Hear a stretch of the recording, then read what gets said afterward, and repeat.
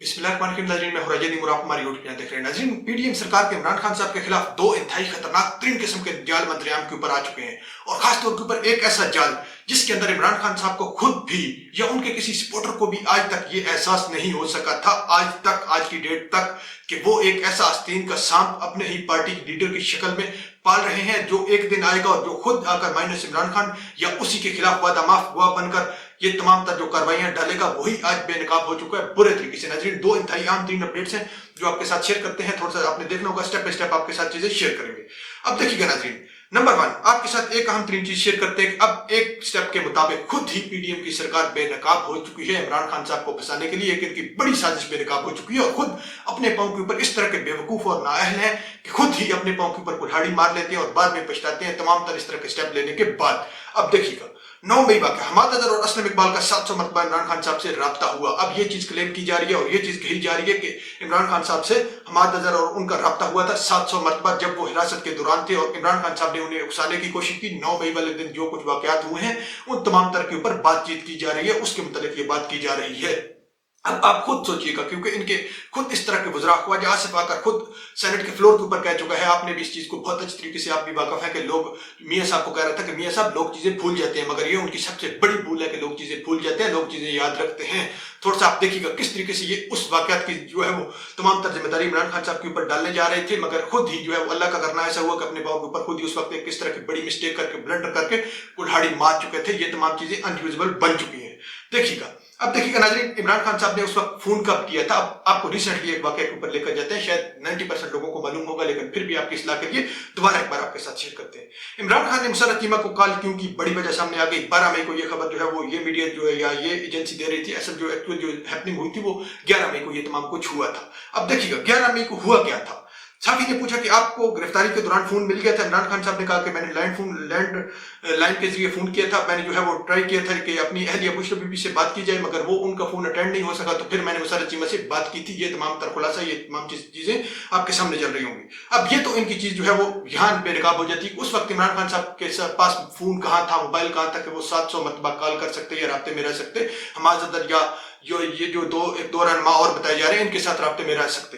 फिर आप देखिएगा खुद पांव के ऊपर किस तरह से इन्होंने कुल्हाड़ी मारी थी। थोड़ा सा आप देखिएगा, इमरान खान और मुसर्रत जमशेद चीमा की मुबैना ऑडियो लीक 11 मई 2023 को खुद इतना बड़ा ब्लंडर करते हैं कि खुद ही वो कॉल को, जब कॉल हो रही थी तो उसी कॉल को लीक करवा दिया गया था। इमरान खान साहब और मुसर्रत जमशेद चीमा की जो कॉल हो रही थी, तो अब आप अपने खुद माइंड के अंदर सोचिएगा कि खुद ही उस कॉल को लीक करवाकर इस चीज का प्रूफ भी दे देते हैं कि इमरान खान साहब के पास अगर कोई फोन होता या कोई इस तरह की और कॉल होती तो उसको ये क्यों ना करते। अगर उनको फैसिलिटी होती, उनको जस्ट वो फैसिलिटी मिली थी लैंडलाइन की नैब के थ्रू एक कॉल करने की, वो उन्होंने कॉल की थी अपनी अहलिया को। जब उनसे नहीं कनेक्ट हो सका तो फिर इन्होंने ये मुसर्रत जमशेद चीमा साहब से बात की थी। तो ये तो तमाम तर ये इनका जो एक हथकंडा है, ये एक नई ट्राई है, ये तो बेनकाब हो चुकी है। अब नाज़रीन, दूसरी अहम तीन आपके साथ अपडेट शेयर करते हैं। अब जो खास तौर पर जो कल बात हुई थी, जो फवाद चौधरी और जो दीगर 2-3 रहनुमा है तहरीक इंसाफ के, वो आए थे, उन्होंने प्रेस कॉन्फ्रेंस की थी। उस तमाम तर का भांडा फोड़कर आज जो है वो डान तमाम तर हकायक मंत्रियाम के ऊपर ले आए। अब आप थोड़ा सा देखिएगा किस तरीके से ये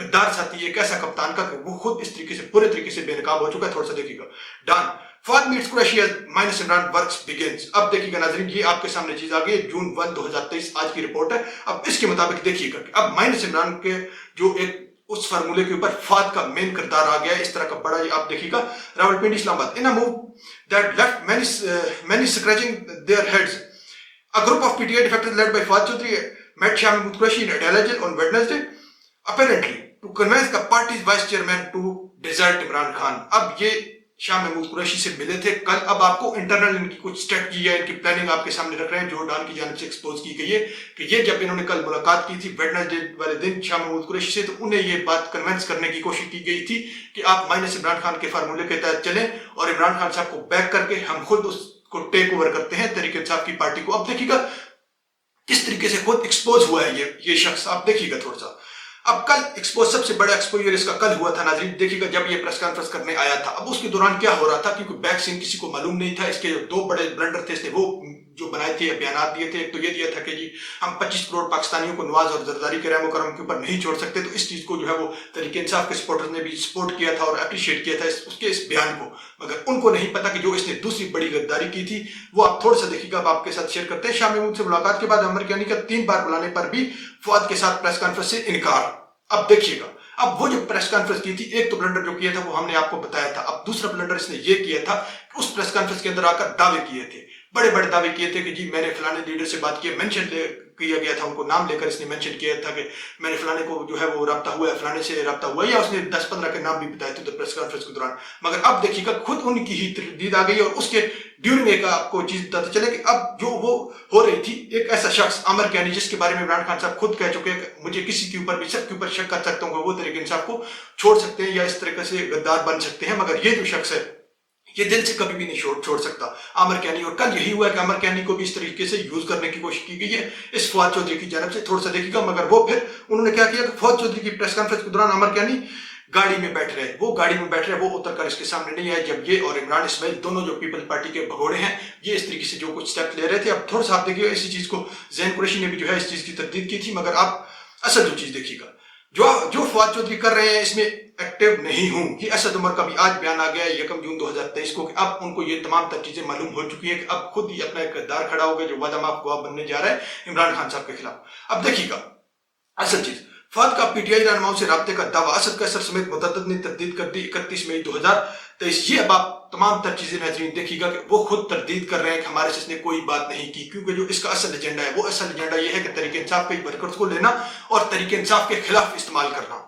अब ये देखिएगा ये एक नई टेक्निक है इसकी, ये उन्हीं वर्कर्स को लेना और उन्हीं को अपनी पार्टी के खिलाफ इमरान खान साहब के खिलाफ इस्तेमाल करना, जिसका आपने कल सबसे बड़ी जो बेस्ट एग्जांपल देखी थी कि जिस तरीके से ये तनकीद कर रहा था कि जरदारी और नवाज के रहमो करम के ऊपर हम 25 करोड़ अवाम को नहीं छोड़ेंगे। तो ये तमाम तर चीजें आपके सामने है कि अब असद उमर और ये तमाम तरमात जान चुके हैं कि किस तरीके से सबसे बड़ा गद्दार था। और दूसरी आम तरीन चीज आपको ये बताई, हमने उस वक्त भी आपको बताई थी कि जब ये इसने इस्लामाबाद पुलिस को देखकर दौड़ लगाई थी तो इंटरनेशनल मीडिया के अंदर जो इमेज गया था वो पीटीआई को कमजोर करने के मुतरादिफ इमेज गया था। इंटरनेशनल मीडिया ये कह रहा था कि ये इस कदर कमजोर हो चुके हैं तहरीक इंसाफ की जमात के लीडर या जो इनके हुक्मरान है कि वो जो है वो पुलिस को देखकर दौड़े लगा रहे हैं। मगर आप खुद एक अपने माइंड के अंदर सोचिएगा कि आज तक तहरीक इंसाफ की सेंचुरी जो है वो बहुत अप लेवल के ऊपर हो चुकी है, सेंचुरी से भी तादाद बढ़ चुकी है, मगर एक भी लीडर इस तरीके से भगोड़ा नहीं हुआ जिस तरीके से ये भगोड़ा हुआ था जस्ट तहरीक इंसाफ को बदनाम करने के लिए और कमजोर साबित करने के लिए इंटरनेशनल दुनिया में। तो ये नाज़रीन तमाम अपडेट्स आप अपने माइंड के अंदर रखिएगा। इंशाल्लाह नेक्स्ट ब्लॉग में मिलते हैं, अपना ख्याल रखिएगा और अपने चैनल का भी अल्लाह हाफ़िज़।